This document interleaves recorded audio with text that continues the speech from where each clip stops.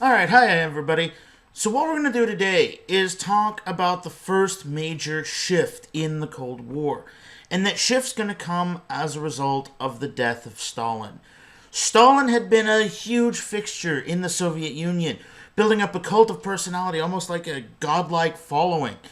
And his death is going to send shockwaves not just throughout the Soviet Union, but throughout Eastern Europe as well. And this has the potential to destabilize everything.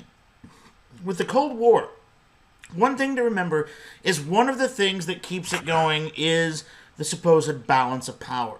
And in this regard, the Cold War is no different than, maybe even the World Wars or, the post-Concert of Vienna, Metternichian Europe of 1814, where the idea is we want things to kind of stay how they are.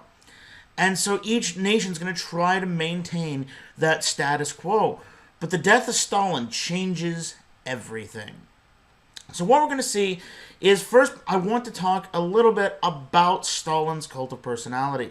And I apologize if you're watching this instead of listening to it. I know it's a little dark in here. It's a nice rainy day in Stillwater. The monsoon season has come, so hopefully there'll be a break in the clouds at some point.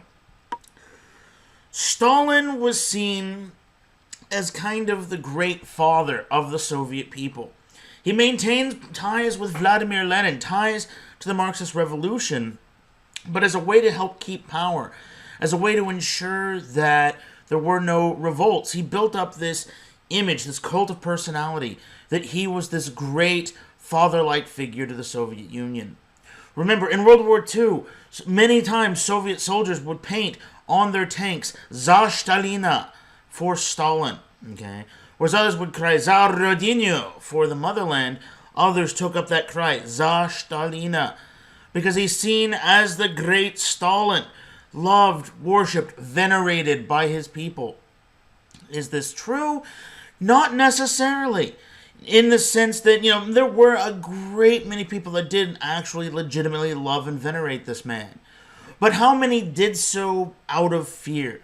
Did so out of the fact that if you were seen to not worship Stalin, what would happen? Would you disappear into a gulag? Or would the NKVD round you up?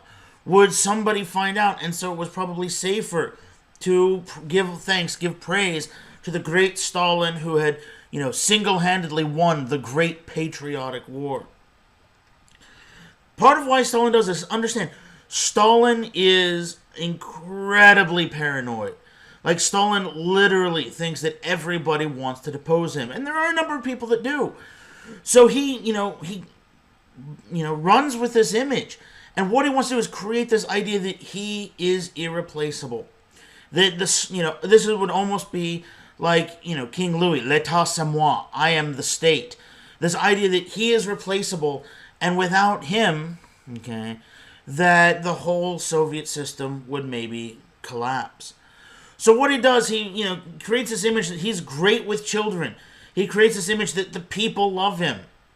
All the while, he doesn't groom a successor. He doesn't tap anyone to follow in his shoes, because out of fear that if there is some mechanism in place, that if somebody can step up into the role of the leader of the Soviet Union, then what's to stop, a Russian heart attack. And I think we talked about this at the beginning of the course, but Leon Trotsky, who along with Stalin and Lenin were the main movers of the Russian Revolution, Trotsky had been exiled, and then in 1940 he was assassinated by somebody driving an ice pick through his head, and Stalin reported that he had died of a heart attack. Stalin doesn't want that to happen. He also tries to maintain those ties with Lenin. And so we start to see that, in terms of political ideology, the Soviet Union is actually going to drift away from pure communism. It's drifting away from Marx and instead grafting on to Lenin. Which reminds me of a very, very, very bad joke that I meant to open the class with, but I didn't, so I'll tell it now.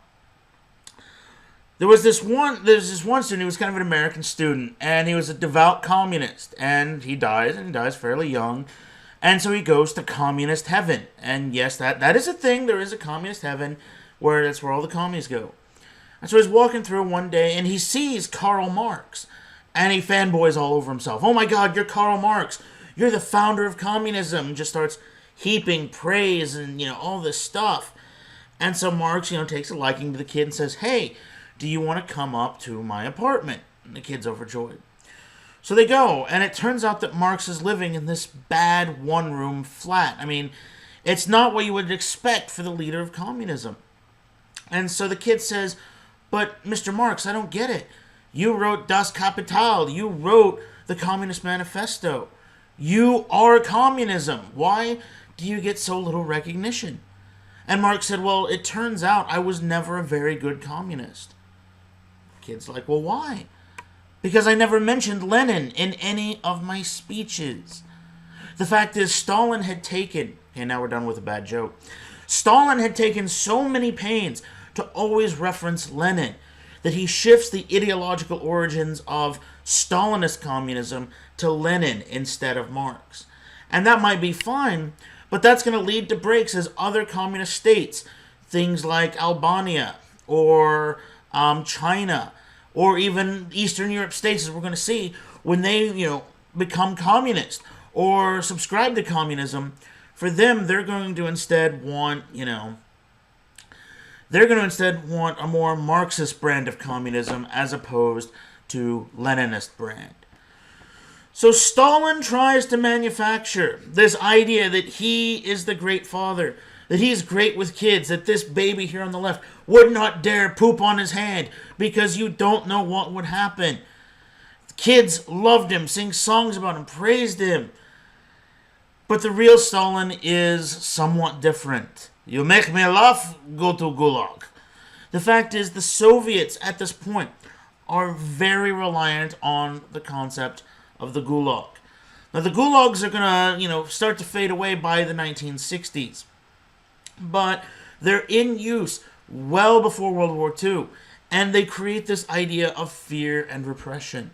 Remember, in the 1930s, the Soviets, under Stalin's orders, had murdered almost every Soviet officer over the rank of major. The idea is you don't want the Soviet army to plan some sort of coup, some sort of rebellion against you. What does this have the effect of doing? Well, when you go to war against Finland in 1939, none of your guys know what the hell they're doing. And the same is true in 1941 when, the Germans invade in Operation Barbarossa. Most of your guys have no idea what's going to happen. Dissent is not allowed. Okay? Literally, you cannot say anything that goes against the party line. You can't say anything that goes against avowed Leninist doctrine. Now take that fear of your leader and sprinkle in the fear of nuclear attack. They, like us, had this fear that at any time, at any moment, they would see the flash of the atomic bomb as American B-29s and B-32 Dominators began dropping Hiroshima-sized bombs on Moscow and other Soviet cities. They're also afraid of an American invasion, just as we had the fear that they were going to cross the Fulda Gap, pour out of East Germany, and invade West Germany. So too were they afraid that we were going to just send tanks rolling through Berlin, crash through West Germany, and begin another Hitler-esque drive on the Soviet Union.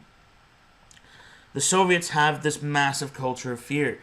So whereas we respond by jailing Hollywood actors and executing people on flimsy evidence, they rely on torture, imprisonment, and throwing people in the gulags, which are, what is a gulag? It's basically a penal camp, okay? I'm really sad the first time I taught this course I said penile camp, which gives the wrong impression, but it does explain the hard labor. But what we're going to see, they're penal camps. They're basically, the whole idea of a gulag is simple. You're going to be removed from the population, thrown into a work camp, and rather than contribute to society, you're just going to be making big rocks into little rocks. The whole point is menial labor that the state could probably benefit from, but more often it's just a form of punishment designed to inflict terror. Okay? Terror on the rest of society so that nobody else would want to do your crime. So that nobody else would want to step up and say, well, actually, I think, okay, the gulags, it's surrounded by fear. There's a reason there's going to be a book, Gulag Archipelago, written by a guy who gets out of the Gulag and escapes the Soviet Union, comes to the United States, and it details just the sheer amount of civil rights abuses, I should say human rights abuses, extant in the Soviet Union. And all of this fear has one of the most unlikely effects ever. On March the 5th, 1953, Stalin will collapse and die. What do I say that fear has an effect? When he collapses, okay, people won't touch him. The man's own doctors will not touch him. Why?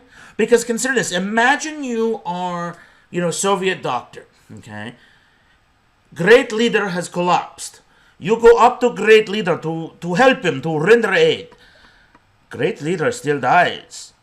Well, remember, comrade, in Soviet Union, failure is not an option. If you are seen as screwing up so bad that Stalin dies, you know what's going to happen to you? Boop! Off to a gulag. So for his doctors, the men charged with his care, they were so paralyzed with fear, they would rather let him die than risk going to a gulag. His death, okay, is going to send shockwaves. The fact is that cult of personality has its effect. People are going to mourn right and left all across Europe. And, well, Soviet-dominated Europe. I should say the West probably rejoices. But it's this fear of, okay, they're sad. The great leader is dead. The man who builds the Soviet Union into something. The man who will, lead us through the great patriotic war. But what next? Who comes next? And so I've got, from a Western perspective, we'll watch that later, but, this is from a Pathé News of Stalin's death. If the Soviets are mourning, okay, what's going on then in the West? And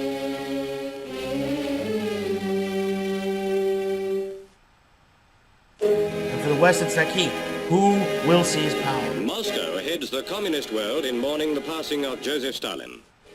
From a saluting base on Lenin's tomb, he reviewed each year on Red Army Day men of the Soviet armed forces. Army, Navy and Air Force, all had been fostered by Stalin himself. Until now, they have become one of the greatest military powers in the world. His people regarded as a god this man who was born the son of a shoemaker, for above all, he became a star to guide them to a more prosperous way of life.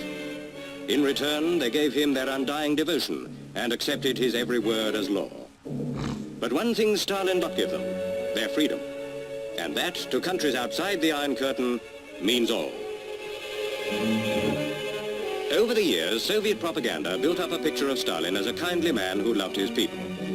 Yet, when Lenin died, it was he who destroyed those same people, it is believed nearly 7 million of them, to make his position secure as Russia's dictator. And through the 30 years of his rule, he remained unchallenged even by members of the Supreme Council, the Soviet's administrative machine. Of this body, Stalin was the chairman and held the reins so tightly that no decision could be taken without his approval. Thus, none could contest the power he held over 200 million Russian people.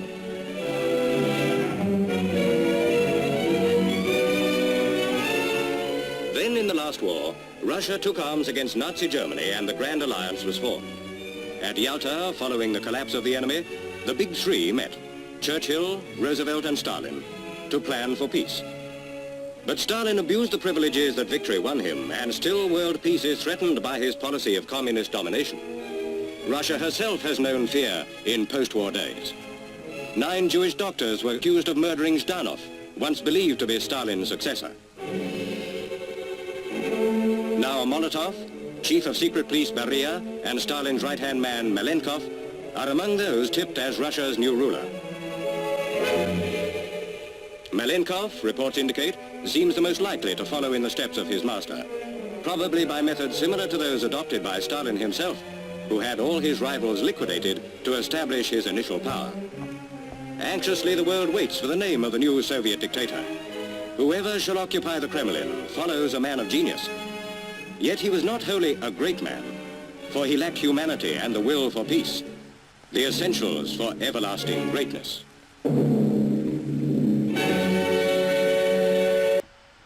So, if you listen to, and it is Western biased, absolutely. It's this idea of, okay, well, here's Stalin holding the power really, really tightly.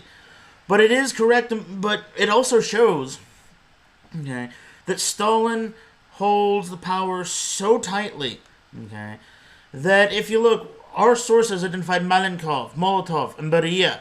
Okay, they're the front runners. They're going to be the ones. We thought that Malenkov was probably going to be it. And Malenkov will come in for, a little bit. But then he will fall out of power. Malenkov will come in 53. He'll last to about 55. He'll fall from power. And it will pave the way then for Nikita Khrushchev.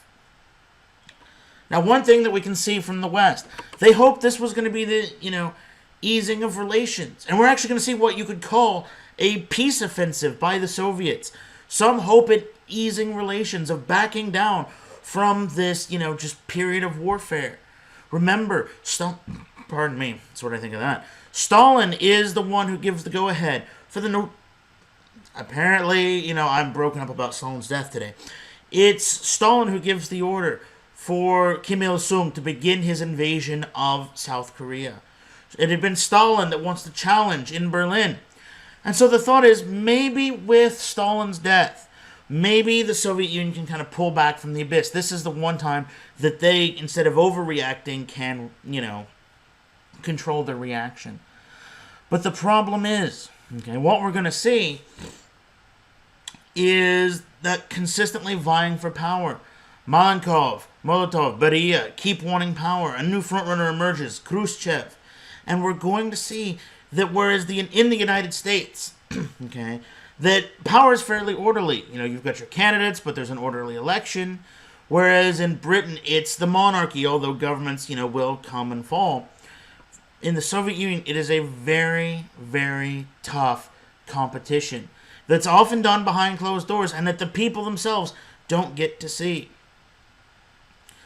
So Nikita Khrushchev, by 1955, so a couple of years later, will emerge as the front runner, and he will become the new leader of the Soviet Union. And for him, okay, he wants to ease relation, but at the same time, he wants to protect the Soviet Union. So what we're going to see with Khrushchev is, he's going to want to de-escalate those tensions with the United States. He wants to open a dialogue. Okay, he wants to try to say, hey, we are countries too. Okay, we can work together. And the best and probably most humorous way I can find this, and I apologize, the audio will probably desync a little bit, just because how I'm having to do this. But in 1959, okay, at a kind of exposition, I don't want to say World's Fair, but it was something similar, Richard Nixon, who is the Vice President of the United States, okay, Richard Nixon goes to the Soviet Union. And at this exposition, we see what's called the kitchen debate. And what this was, it was literally a microcosm of the Cold War. If we can say the Cold War at its heart is just a giant pissing contest between the United States and the Soviet Union, this was literally probably the most meaningless way to try to do it, but it reveals a lot. And in this debate, the question was simple. Who could produce the best kitchen? That's literally what it was. Who could produce the best kitchen? Communism or capitalism? And so you literally, on July 24, 1959, televised for the whole world. Okay, we won't watch all of it, but we'll watch at least a little bit to get kind of the idea. You have the leader of the Soviet Union debating with the Vice President of the United States about the importance of a good kitchen. You literally cannot make this up. Что-то ты выйдешь очень сердитый, вроде ты хочешь подраться. Ты же не такой сердитый. That's right. Это когда-то он был кавалеристом тогда, а теперь он мирный человек. Nixon's like, hi. No, okay. Oh, yes. He still is. So Nikita Khrushchev on the left and Richard Milhouse Nixon on the right. Если говорить сейчас видно, что строители не успели закончить строительные свои дела. And just И right экспонаты off еще, starts так with a сказать, не dig at находятся. the Вот US. возможности Америки, она сколько она Just существует boom. лет уже? 300? 300 лет? Ну, 150 лет независимости. Вот мы тогда скажем, что Америка 150 лет, значит, существует, вот ее уровень. Мы 42 года, еще не совершилось. Еще нам 7 лет, и мы будем на таком же уровне, как Америка. А в следующий пойдем дальше, вперед. А? Yeah, Nixon's Но мы, not когда вас amused. обгоним And I на think отъезде, Khrushchev's drunk. мы вам приветствие такое любезное.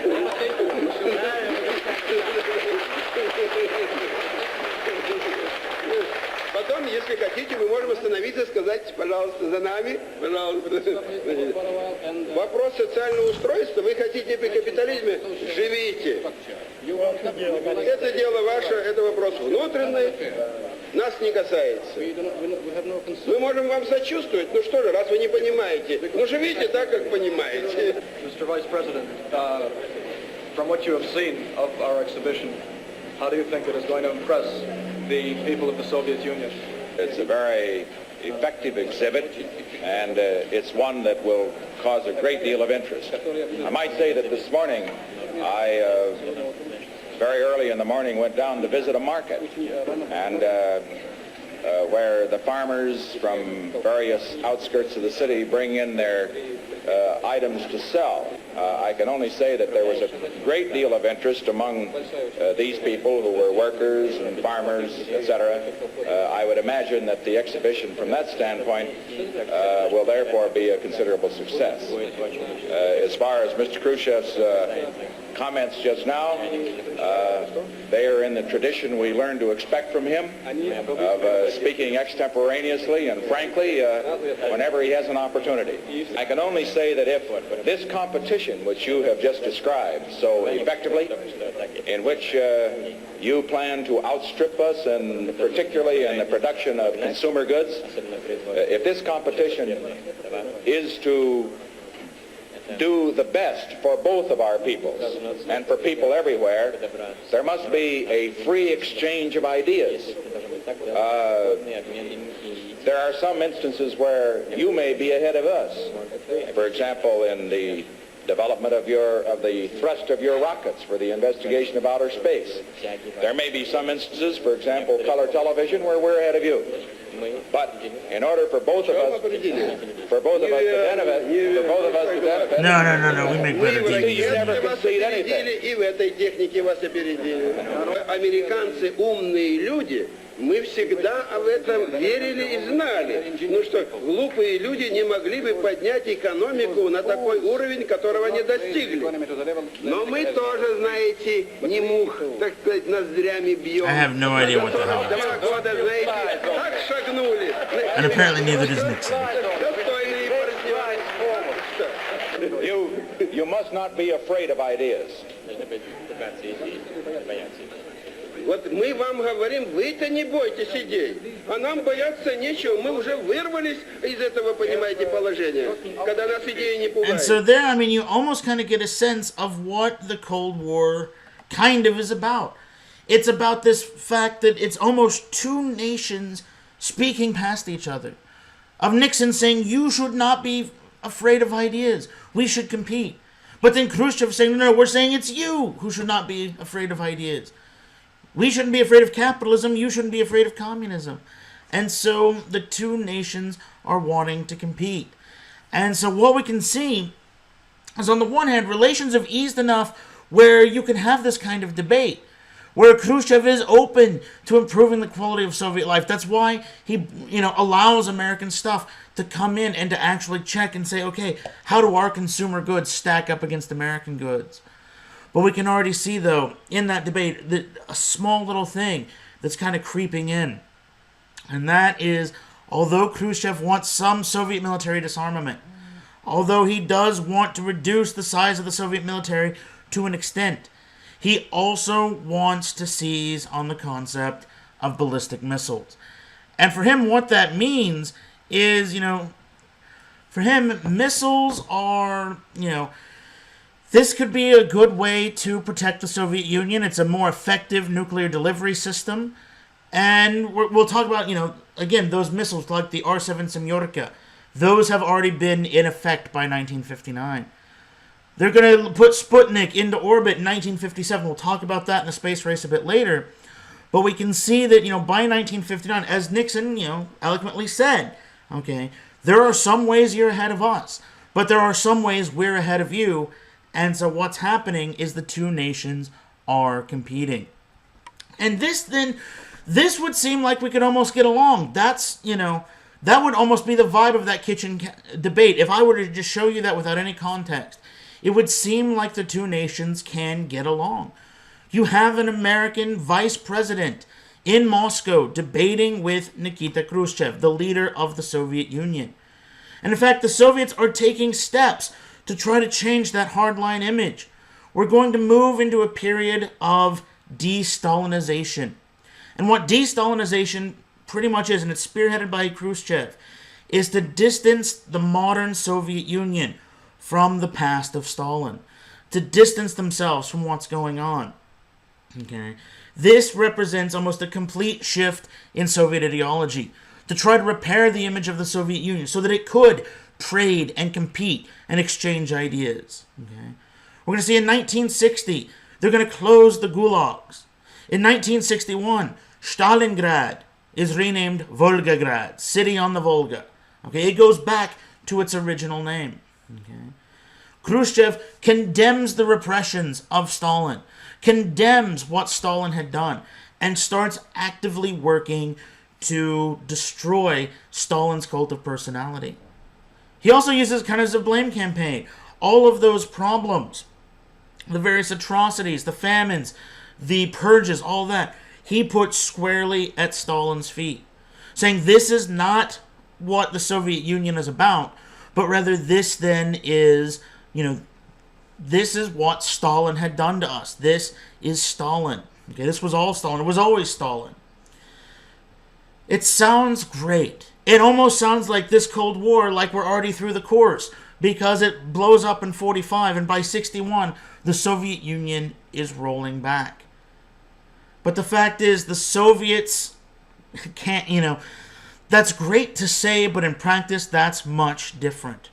If we look then at the Iron Curtain, where East meets West, okay, we see then that with the death of Stalin, those Soviet satellite states want out. Okay, they want change, they want reform, they want to be able to have some bit of self-determination. And the Soviet realized that you can roll back, you can, ease relations, you can ease repressions, but this has a consequence. The Soviet Union is only kept together through repressions. And very quickly, the Polish army wants reform in 1955. And Poles begin a nationalist uprising. And the Soviet army rolls through with tanks and says no. We're going to get, in 1956, Polish workers are going to strike. They're going to say, no, we're tired of working in bad conditions. We're tired of little to no pay. We're tired of no self-determination. Consider this. In Eastern Europe, the living conditions were appalling. Poverty was fairly widespread. Okay, most people are sitting there toiling their 8-10 hours a day, but they're not getting anywhere. And they want a liberal, not repressive government. Now, despite this, the fact is there's no actual fighting in Polish October. Okay, there's no actual, people are not killed. The Poles, more or less say, okay, In fact, the Red Army, the Soviet Union rather, tries some measure of reconciliation. What if we give Poland some measure of autonomy? What if we let the Polish national government do more to help itself? Okay, what if we let the Poles, decide many of their own issues, but you're still going to be in the Warsaw Pact. You're still going to be allied with the Soviet Union, and you're still going to, do what we say. Which, on the one hand, this sounds great, but on the other, it's almost like the teenager getting your own room in your parents' house. Okay, it's your own room, but I still own it. You're still going to do everything I say, and, sorry, I'm about to turn to my mother. You know where your bread's buttered. Why did I just say that? Seriously. But it's this idea you have a measure of autonomy, but not really. Just enough to placate you, but not enough to actually have independence. And so this then leads to the question, what are these states? Okay, what are these states of themselves? Are they, in fact, separate independent nations, or are they simply extensions of the Soviet system? Where does one begin and the other end? And we can see that best with the Hungarian revolt, because the Hungarians are also tired of this. And more than simply wanting a more liberal government, the Hungarians want a complete break with the Soviet Union. The Hungarians want to simply say, no, we're done being part of the Warsaw Pact. We're done being allied with the Soviet Union. And this cut across all walks of life, rich and poor, man and woman. And the fact is, as this is spearheaded by Imre Nagy, okay, this is not about Hungary wanting freedom. Believe it or not, they are still firmly communist. They wanted to be communist, but they ascribed to Marxist communism. They wanted to go back to the teachings of Marx in the Communist Manifesto, not the more Leninist, Stalinist ideas of the Soviet Union. And even though Khrushchev is easing repressions, okay, the fact is they want their own brand of communism. And the Soviet army says no. In October 1956, as the Hungarians rise in revolt, as they demonstrate, as they pursue liberalism, and more radical groups want actual independence, the Soviets then send in the army, including things like this, tank destroyer, which has seen better days. I mean, literally, it's got wheels blown off. This thing has been knocked down. And what we're going to see is the result is the Soviets realize they have a problem. Okay. 1956, you get Khrushchev in. Khrushchev is easing reforms. Okay, we haven't closed the gulags yet, but Khrushchev is beginning de-Stalinization. Khrushchev is shifting the blame towards Stalin. And suddenly Poland wants more autonomy. Hungary wants more autonomy. And there's the realization that, and this is actually going to be a theme that will continue through the entire history of the Soviet Union. Okay? The fact is, you can't reform the system. Spoiler alert, that's what destroys it in the 1980s, in the 1990s, is when Mikhail Gorbachev tries real, legitimate reforms. It destroys the Soviet Union because it's so corrupt.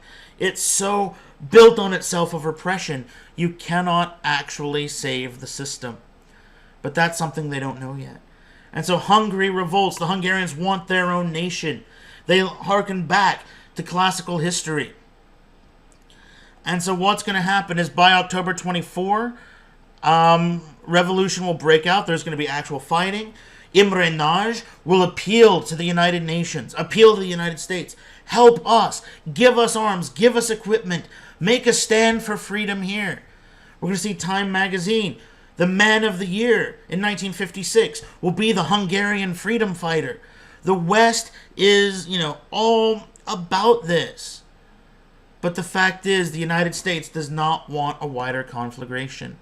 What happens if we help Hungary? That could then destabilize the balance of power. Because what if other nations decide they want to go communist? Or rather, other communist nations decide they don't want to be communist. Okay? When threatened, okay, what will the Soviets do? Will the Soviets treat this as a U.S. invasion? And so we do nothing. There are clashes with Soviet troops until November 10, and then finally the Hungarian revolt collapses. They simply, again, you can have people, you can get some Soviet uniforms, you can get some Soviet weapons, but the fact is there are only so many tanks common people can destroy. And the U.S. sets a clear tone. What containment means is exactly what it says. We will contain the Soviet Union. We will contain communism where it is. But we're not going to roll it back. We're not going to try to make communist nations free simply by virtue of we don't want an escalation. With the result, okay, that and here's kind of, how the Western world's going to see that civil war in Hungary. And the fact is, there are many people who say we should probably help, we should do something. We praise them as freedom fighters. But in the end, we cannot risk a wider war. Budapest, the twin city which is Hungary's capital, is the flashpoint where the fight against Russian domination explodes into bloody revolt. Popular demand sweeps into power Imre Nagy, the Tito of Hungary. But unlike Poland's Gomulka, Nagy seizes the reins too late. The rebellion is out of his control and soon assumes the proportions of the East German Rising, which first challenged Russia's power in Eastern Europe. As in Germany, burning buildings and bitter street fighting signal the release of long pent-up resentment. As in Germany, Soviet tanks go into action. But this Again, time, that's hard to stop. There's that many T-34-85s. There's only so much the common people can do. Reforms when the fighting is over. But the fighting does not stop. Our cameraman filmed these scenes at the Austro-Hungarian border, where Austrian Defense Minister Graf is making a personal investigation. Most of Western Hungary is in rebel hands, and Red Cross supplies are rushed over the border, for casualties are reported to be heavy. Blood plasma is among the shipments. Day and night the supplies pour in. The frontier is no longer the line of fear and suspicion it has been for a decade, for Hungarian soldiers have joined in the revolt. There are contributions from many lands. Supplies from Britain, too, are on their way from Vienna. Traditional Hungarian emblems on buildings after building are replacing the Red Star. At Magyarova, a few miles inside Hungary, 85 men, women and children who were killed in the fighting receive a mass funeral. Tragic victims of a conflict which has been a stern warning to the Russians that a people's wishes, a people's national pride, deserve respect before it is too late, before bitterness becomes civil war.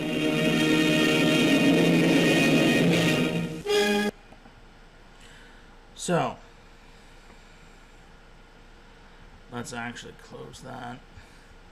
So what does all of this mean? Okay, well, we see that the Soviet Union, Khrushchev might want to ease some stuff, but he's not prepared to do so fully yet. In the case of Imre Nagy, he's going to be arrested. He had been the leader of the Hungarian Communist Party. He had been the leader of the Hungarian Communist Party. He had been asked to serve again once the revolution broke out, but once it collapses, he's going to be arrested despite being given an offer of safe passage. He'll be arrested, transported to the Soviet Union, and 2 years later, he and the rest of the Hungarian government, about 20 people in all, who had supported this revolution, are going to be executed. The fact is, the Soviets have a problem. Because Hungary also had a demand. Those that wanted independence had a demand. They wanted to leave the Warsaw Pact. They wanted to be a neutral nation. And so now it's the question, if the Soviets are determined to hold on to their territorial sovereignty, as well as their satellite states, okay, how much repression do they need to hold them, but how much is too much? And we see this then is the problem. The United States looks at that easing of relations. Yes, we're easing up to a point where we get the kitchen debate. But at the same time, we just saw an army roll into Hungary. And this then is the problem with the Soviet Union. For every one thing they do maybe good, they're going to do another that's bad, and it keeps the United States guessing. What is the Soviet true intention? The fact is, we're not entirely sure. Okay. We see then if we want to then revisit the kitchen debate and put it now in its chronological perspective. Okay. It's a good, originally it was a good-natured visit. Okay. The whole point is, this was a time that the United States and the Soviet Union could come together, discuss something in microcosm, argue over capitalism and communism, but we can see that those tensions are kind of everywhere. Khrushchev had no problem saying what was on his mind. But again, if you click back in this video and listen again to that debate, Nixon is always having to measure his responses. Nixon cannot say, no, capitalism's better. No, we're going to pass you by. No. Nixon always has to measure his responses. So what we can see is in this period, there is and again, this is after Sputnik, and we'll talk about that again with the space race. There is a desire for peace. Nobody wants a nuclear war. That is literally the last thing anybody wants. But there's always that ever-present fear of it. There's fear that at any moment, at any time, Either the United States will attack the Soviet Union, or the Soviet Union will attack the United States. Neither actually want to do it, but each lives in fear that the other is going to do just that. And so it's that fear that motivates Eisenhower to take a step. Remember those U-2 flights? We're now going to fly spy planes over the Soviet Union, trying to find out, where are the nuclear missile bases? Where do the Soviets keep their nukes? We judge it as a matter of national security. And the one thing nobody ever asked, what happens if one gets shot down? What happens if a Soviet surface-to-air missile downs an American U-2? And this is going to cause a huge international incident. They're done technically by the CIA. And the fact is, Khrushchev is starting to boast of what he calls a missile gap. What is a gap in this context? The gap is what you have and I don't, or what I have and you don't. A missile gap would imply that the Soviets have lots of nuclear missiles, but we don't. And the fact is, that's kind of true. The fact is, we do not have, the Eisenhower administration had remained firmly committed to bombers. Why? Because our Redstone and Jupiter missiles are too short-ranged, and our Atlas missiles keep blowing up on the launch pad. So we have to know, where are those missiles being stated. We have to know so we can begin forming bomber strike packages. And on May the 1st, 1960, they're going to shoot down a U-2, and they're going to capture Francis Gary Powers, the American pilot. This is a problem. Now, the United States, including Eisenhower, get on national TV and say this was a weather plane that, simply went off course. Of course, this wasn't a spy plane. It was just a weather plane, and it got lost in the Soviet Union. These things happen. Because Powers was supposed to bite down on a cyanide capsule. Powers was never supposed to be captured, but he was. And so what this then meant, is the Soviets have proof of exactly what we're doing.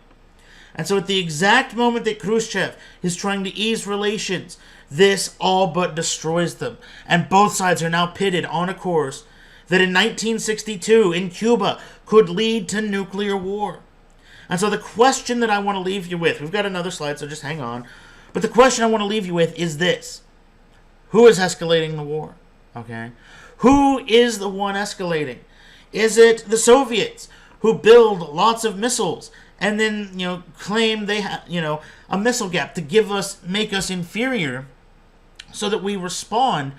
Or is it us who literally break international law and fly spy planes over the Soviet Union because we have to know, where are those nuclear bases?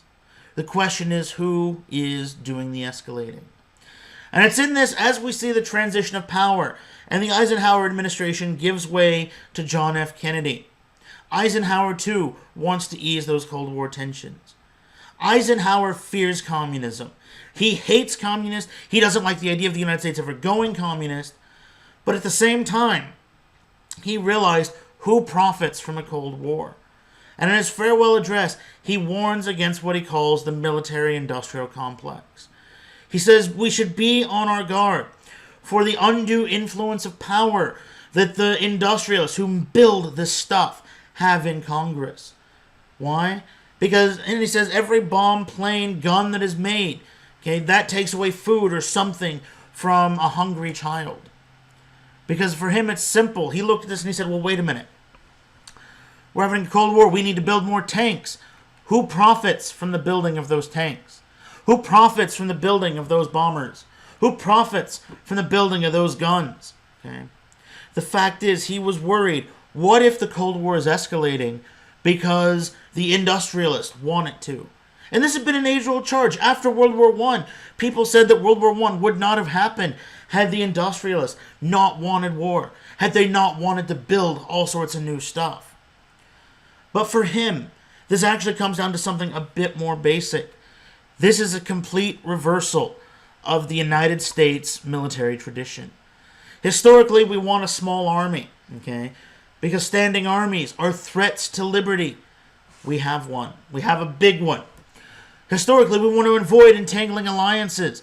We look back at the Treaty of Amity and Commerce of 1778, our alliance with France, and how that almost draws us into the Napoleonic Wars. We don't want to have anything to do with Europe, but we're spearheading NATO. We're spearheading the Marshall Plan. We don't want, to beat Team America World Police, but yet that's exactly what we're doing.